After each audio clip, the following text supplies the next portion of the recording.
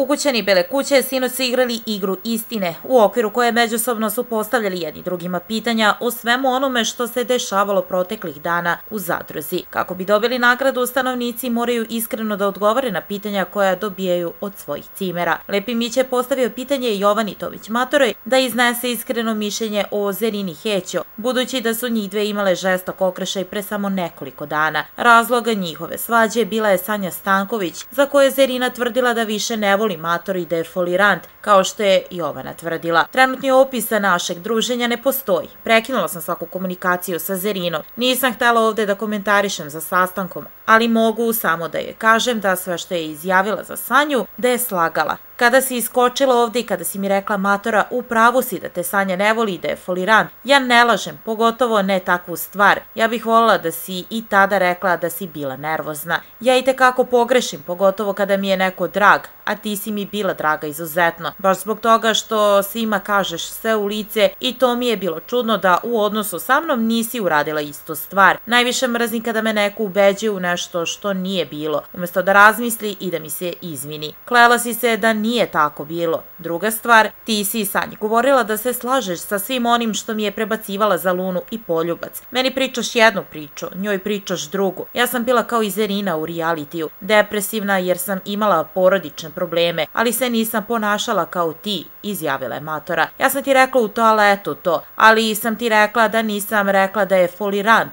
Ti znaš kako je bilo dok Sanja nije bila ovde. Kada je došla, nas dve smo uspostavile neki kontakt. Ono u šta sam se ja umešala jeste kada ste vas dve imale svađu. Ušla sam u toalet i ona je plakala. Ja sam joj rekla da je podržavam u tome i da je razumem. Ja njoj nisam pomenula Lunu niti bilo šta. Kasnije ona tebi konstantno prebacivala za tu stvar. Ona je bila u pravu, ne za Lunu, već zbog vaše svađe. Ja sam sedela ovde i gledala vaše svađe. Bilo je previše drame, odgovorila je Zerina. Zerina je u jednom trenutku napala i Sanju govoreći da se druži sa Lunom Đogani, što su i Stankovićeva i blogerka ustale i demantovale. To nije istina. Zerina, ti si se prva pomirila sa Zoricom Marković, sa kojom si imala užasnu svađu. Nemoj da pričaš nešto što nije istina, odbrusila je Đoganijeva.